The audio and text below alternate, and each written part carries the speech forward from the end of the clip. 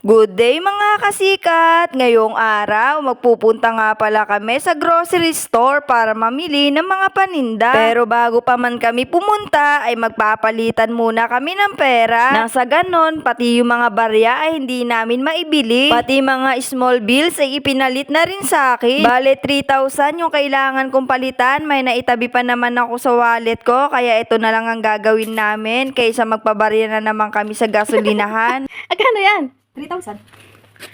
Bilangin ko ng sigurado ko. Madalas kasi kaming nauubusan ng pambarya sa tindahan, kaya madalas din ang pagpunta ko sa gasolinahan. Huwag mo na bilangin yan. 1,000 yan. Ginawa pa akong ano.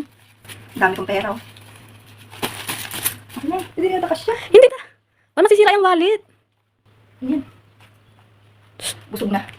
Sa ngayon ay 3,000 lang ang pandagdag namin sa pamimili ng paninda dahil magbabakasyon kami. Bale 1 linggo na lang kami mag-i-stay dito bago kami umalis, kaya kaunti lang yung budget na inilaan namin. Dahil sa pagbalik namin pagkatapos ng bakasyon ay marami kaming idadagdag na uri ng paninda. Mahigit 1 buwan kasi kaming mawawala, wala kasi magpapatuloy ng pagtitinda kaya't mai-stock lang yung iba. Sa bagay, hindi naman ito ma-expired, okay pa naman pagbalik namin. Medyo lesson na lang yung mga paninda na madaling masira or kumunat. Nang sa ganon ay walang masaya. At ito na nga nangyari sa amin sa biyahe.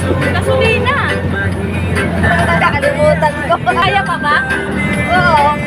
Magpapakarga sana kami ng gasolina, nadala ako sa pakikinig ng tugtog kung kaya't nalagpasan ko. Tuwing aalis kasi kami, music is live at nakarating na nga kami sa pupuntahan. Dito nga pala kami madalas namimili ng mga paninda. Iniwan ko na nga yung aking kasama, ang init kasi sa daan para maghintay pa. Driver na nga ng tricycle, pati sa loob ng grocery, driver pa rin ng pushcart. Dahil sa mahal na rin ang bilihin, kaya yung 3,000 na budget namin ay kaunti na lang yung mabibili. O ano yan, paninda ang bibilhin. Dahil busy siya mamili ng pangmeryenda, kung kaya't ako na lang ang kumuha. Etong mga to kasi ang madalas mabili sa tindahan namin. Baka nga sa loob ng 1 linggo ay hindi na to abutin. Ito kasi yung madalas na nabibili. Ang hirap maging driver ng pushcart kung saan kasi ako lumilingon dahil hindi ko makita yung kasama ko, kung saan din kasi lumulusot. Kaunti na nga lang yung bibilin, kung saan pa ako umiikot. Natapos na rin makuha lahat ng nakalista, kaya nagbayad na kami. Tuwing bibili kami ng paninda, ako talaga yung naglalagay ng mga products dun sa cashier. Ewan ko ba kung bakit ganito, siya na yata yung bagong bida sa video ko.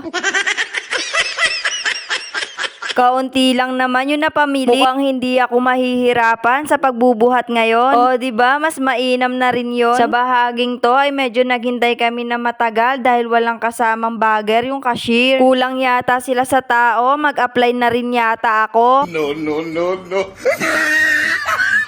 Sa bahaging to ay may dumating na makakatulong para mabilis na kaming makaalis dito. Marami pa kasi kaming dadaanan para isang puntahan lang. Dahil sa mahal na rin ng gasolina, kaya't yung pag-alis namin ay marami na kaming pinupuntahan para iisang lakad. Time management na lang para makatipid. Bale yung ibang pinuntahan namin ay hindi ko na sinama sa video. Masyado na kasi mahaba kung ibo-voice over ko.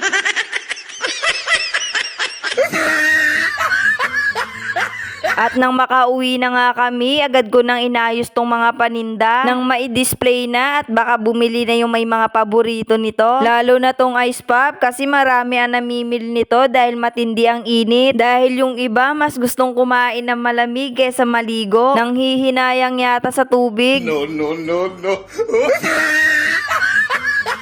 At dito naman ako sumunod na dumako yung paglalagay ng presyo sa toyo. Karamihan kasi ng item ay nilalagyan ng presyo nang sa ganon paiba-iba man yung nagtitinda ay hindi na tanong ng tanong. Ay, ako pala yun.